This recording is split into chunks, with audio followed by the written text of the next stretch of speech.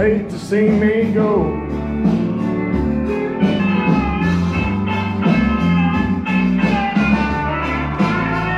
All right, today we are going to reapply, put back the Sissy Bar that I've had for a while for this bike. It's my daily rider, as I've said before. It is also my touring bike when we go on long trips. Little update on this will be the update on the Port to Tour series.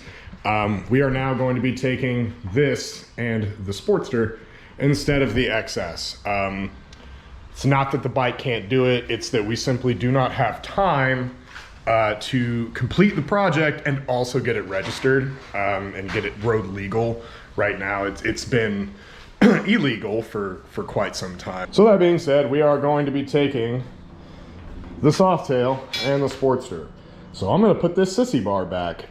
This Sissy Bar was purchased from the Forge LLC down in Pleasant Hope, Missouri, which is my home state, Missouri. Very reasonable price. It's a little more than the Viking bags, but I will say now I am not endorsed by the Forge. Even though they are local, I would always rather go local. I'm not endorsed by the Forge. I simply bought this product, and in terms of fitment, aesthetic, and just the flow of it, it is a superior product to the Viking bags, Sissy Bar. So the only difference really is, not only difference, but a big key difference that maybe you would want is the Viking bags has a little fold down luggage rack piece for the back. I have heard mixed reviews on how good that actually is, like how sturdy it is especially. This does fantastic. I just get this up on here and strap a really big hiking backpack to it. Doubles as a backrest for the rider, and I mean effectively quadruples my luggage capacity. These ammo cans, while aesthetically are super cool, and they do have some function to them, they're very small. We don't get a whole lot of luggage, storage capacity out of it. I get, this side, I've got some workout gear in here, but this side I keep like, tire stuff, some extra zip ties, a couple tools, some electrical tape, just real basic stuff that I might need on the road. Real basic Torx hand tools, Allen hand tools, screwdriver, stuff like that. And then on this side, I tend to keep this empty, but as you can tell, I was at the gym recently. So this is the side that I keep empty and typically use for, if I run to the store on the way home, or, just keep empty for any extra bullshit. And this is kind of my overflow into my toolbox if need be. So I'm prepared for the questions on how this worked. I'll give you a brief rundown real quick. Obviously the OEM blinker setup and taillight setup is right here, which would prevent you from mounting these. We originally made brackets that shoved these forward and out to miss that, but I ended up running into fitment issues where it was smacking into the belt guard down here, so we had to change it. So I actually did buy this bracket here to relocate the tail lights and the license plate all the way to the fender there, and I went with these little mini LEDs that actually look super cool, and they're really bright. And it tidies up the rear end, especially this being a Softail Slim. I like the slim profile of the rear end. I think that looks really good. So then I just took regular 50 cal ammo cans, set them up against the side, figured out exactly where I wanted them profile wise, and drilled holes in them. And then I used some rubber bushings and some washers. I just got longer bolts to go straight into the thread inserts that are in this fender. It's pretty stable. I mean, I haven't had too many issues. This one got wobbled a little bit. I don't know if you can see that. It bent and kind of popped that out a little. So this left one kind of sags just a little bit, but honestly, I don't care. It was a dirt cheap solution to my luggage situation. So the way I had this set up for touring, right now this is set up more for just kind of daily riding, and I actually had a knee injury there for a little bit. Which is why I took the Sissy Bar off, because with the sweep of the Sissy Bar so tall, it made it difficult for me to swing my leg around and over while standing on my bad knee dismounting the bike on this side. So swinging this way made this really difficult. So I took it off so I could still ride. I also had 18-inch apes on it before. Went to this beach bar situation. So as I said earlier, the way that I did this before was tall sissy bar with my big hiking backpack, and I would lean into it. I'd pull my bars back just a touch with my apes, and I could literally ride this like a couch, feet up on the crash bar there, or even just on the floorboards, and just lay back into the couch with a very relaxed arm position. Very comfortable. Honestly, best comfort-wise, the best setup I've had on this bike thus far. However, I also want to look cool, and I'm gonna be honest, apes on this particular bike, I do like apes on some things, but apes on this particular motorcycle look terrible. I think I like the Slim has a very low muscular profile, especially towards the front, and especially with this big meaty crash bar on here. So having these big goofy apes sticking up off the top just really took away from the body lines for me, and I don't like that.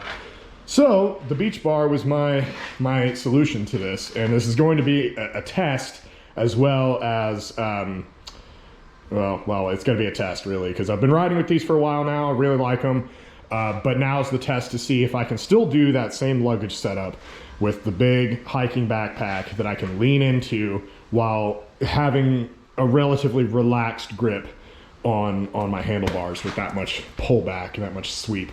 I think it will work well. Okay, now may hurt some feelings with this. Those scrapes there, the only thing about this Forge Sissy Bar is it is an internally mounted, so behind this frame rail, or whatever you want to call this, instead of outboard like a lot of other designs. Because of that, it can be very tricky to get it in between there without scraping stuff. So as you can see, going in and out a couple of times with this Sissy Bar, I have scraped the paint. I also kind of don't really fucking care. That's a little worse on that side. I ride the hell out of this motorcycle. That's from my handcuffs on my duty belt, you know. I got a little dent back here in the fender. Nice thing about Softail fenders, they come out really easy, and you can just repaint it. Tank is a little bit of a different story, obviously, but fenders, whatever. So anyway, I'm gonna show you a trick on the easier way to get these mounted and unmounted, because inside here, for those of you who have not done this, right inside that fender liner up against the tire, damn near, there is a bar that goes across that has thread inserts, which is what these bolts or your OEM fender bolts thread into. They have like a little shoulder on them that pops through this way to keep them inset so that you can get those bolts through. Now, if you take, your brain would tell you, oh, let's do one side at a time. Well, firstly, you can't do that, because if you try to get one side in, then the other side's just gonna sit on top and you're gonna have a bad time. So instead of getting all four out, right, boom, boom, boom, boom, having your bags off, or if you even have them, those thread inserts, if they don't fall out by just taking the bolts out, they will certainly fall out when you go to cram your Sissy Bar down there and push on them, because they have to pop out toward the tire to slip the Sissy Bar between and then pop back through to thread. So getting those back in is an absolute nightmare if they fall out, if they pop out and just clatter down onto the ground. You can kind of try to come up from underneath right here, but even as you can see, I can barely get my fingers up in there. So what I have had to do in the past, by mistake and by fault, or trial and error rather, is lift the bike up to let the suspension sag a little bit to be able to get up in there and pop those back in. The solution that I've come up with is take one out at a time, one, and then pop them out, drop them down just a little bit while they're still retained by the front, because it is a bar. So pop it out, drop it down a little bit, take the back end and I'll show you guys this, but I just want to demonstrate it first. If you have OEM hardware holding on the side here on your fender rail, you will need a Torx. If I remember right, it's like a T40. I replaced mine with, I don't remember what size, but I replaced mine with a standard hex head bolt because it's easier and I hate Torx. So any opportunity I've gotten to replace Torx hardware on this with just flat hex bolts, I do that. So get yourself some wrenches, replace them with hex head bolts, a flathead screwdriver, and a Torx set if you're pulling off OEM hardware.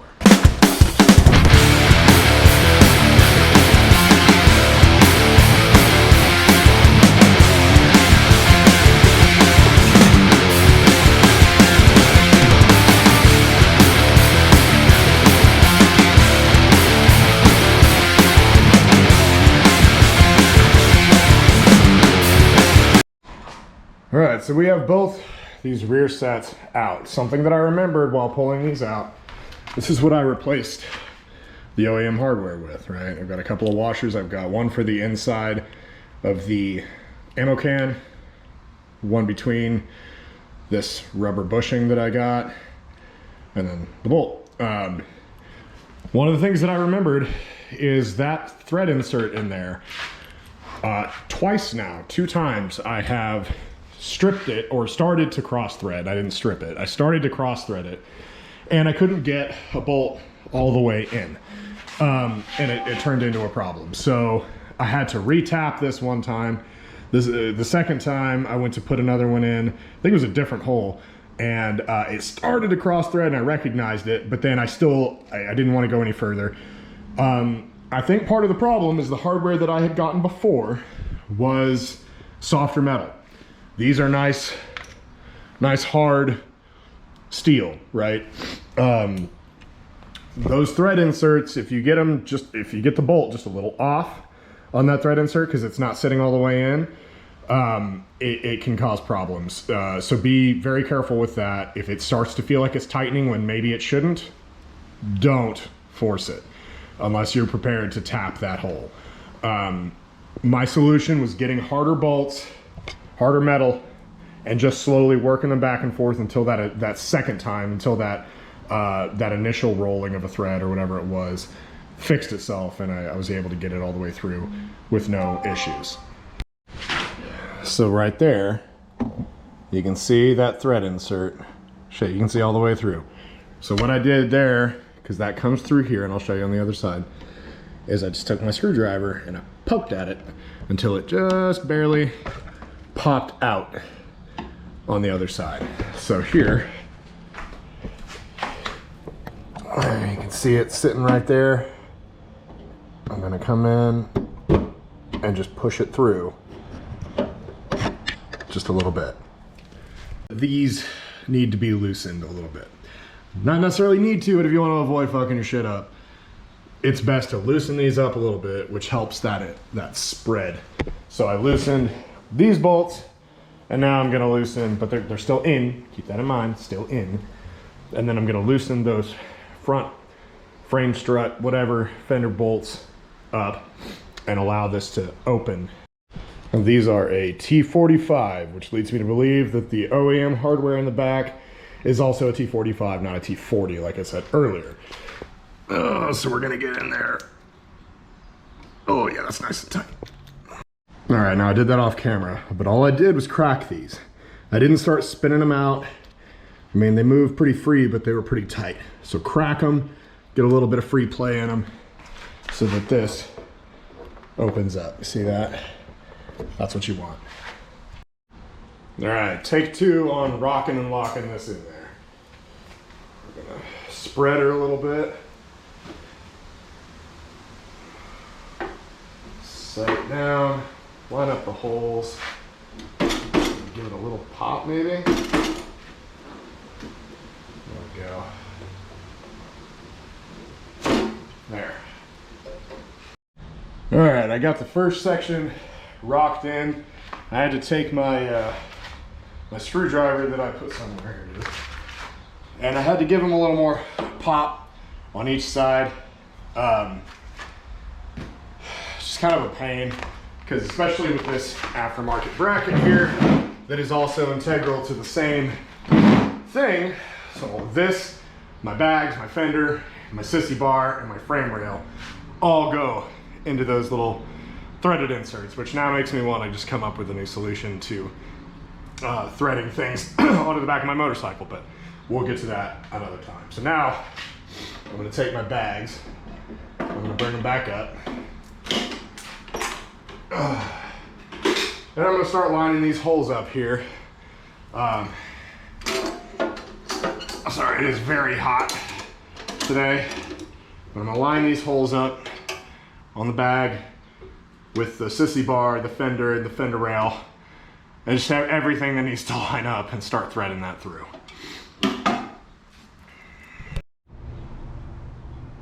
Okay.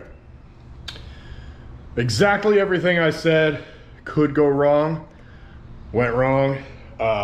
Big fault of that is because I have so much shit back here that's integral to those threaded inserts.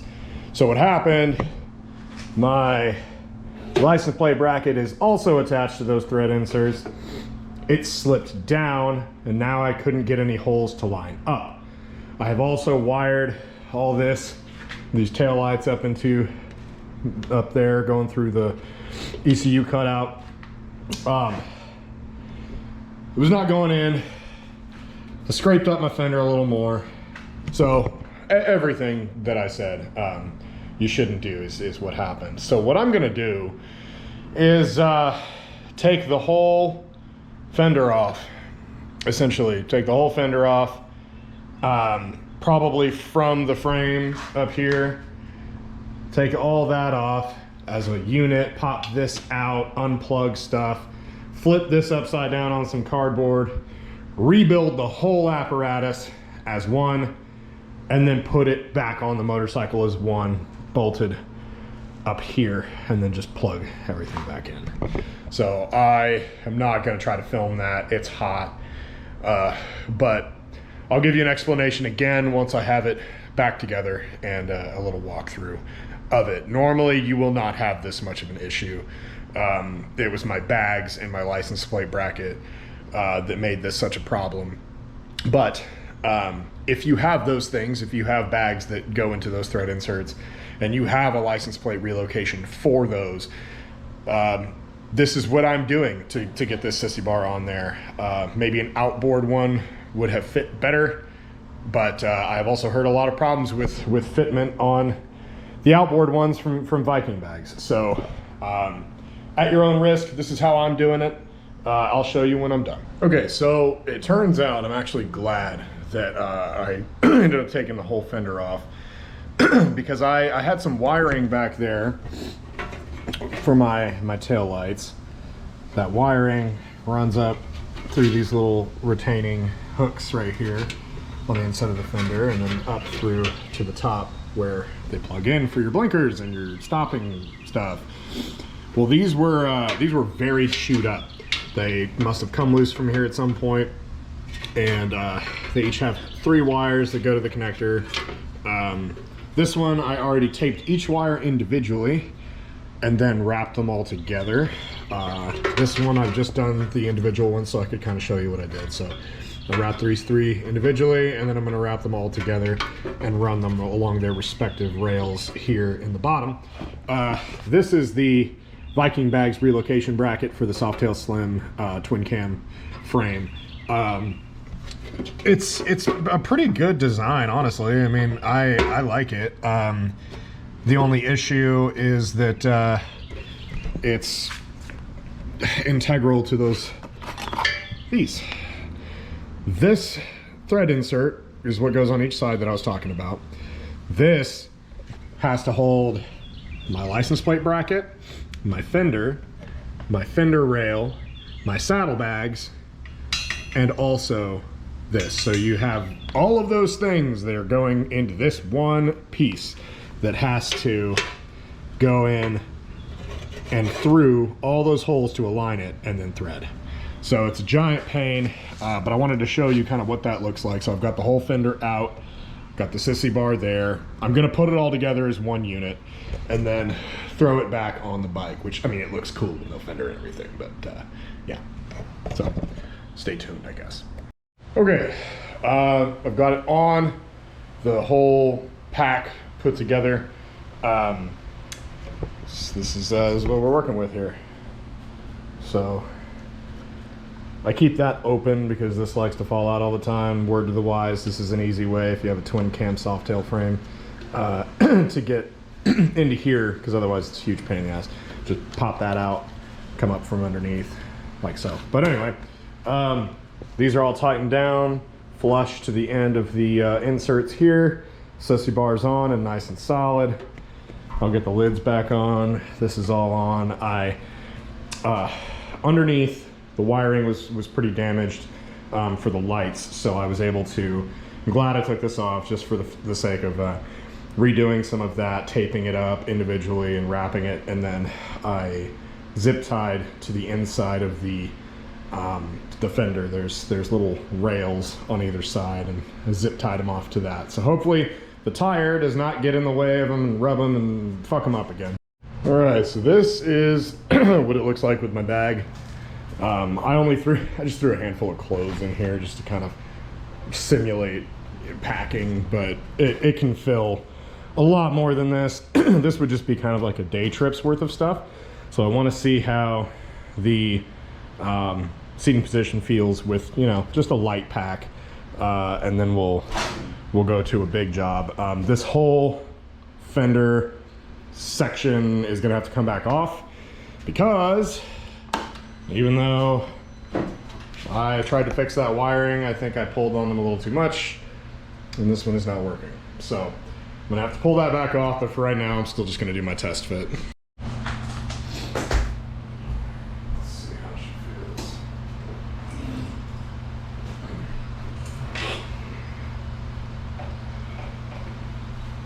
Well, it's not quite, I don't have quite as much pullback as I did with the apes. The apes would set me, I mean, I don't have a lot of stuff in here right now, so when it's full, I'll be more about here, which is what I'll be traveling with. But the idea was like, I wanted bars that were going to be comfortable for just riding in this position, with a passenger, or like if I'm traveling but I leave my bag at the hotel or at the campsite. I wanted bars that I could comfortably ride with no back support. The apes were not that. I was real close and up here, and it just felt awkward. I didn't like it. For long trips though, having them kicked way back here, feet up on the bike, I mean, this was extremely comfortable for long trips. I'm trying to find the happy middle ground. I've changed the bars on this bike probably like 8 to 10 times at this point, trying to find something that fits that middle ground for me, where it looks good, it's comfortable for kicking back and touring, and also comfortable for sitting with a passenger or just riding by myself with no luggage. So I think this will do, because I can get back here. I mean, this is, especially like one hand, if I'm just cruising down the highway, one hand kick back, this would do it. I'd rather be right about here. And I think with a full pack, that'll do it. So I'm actually gonna go fill this thing up and see if we can't get that. This now has almost full capacity.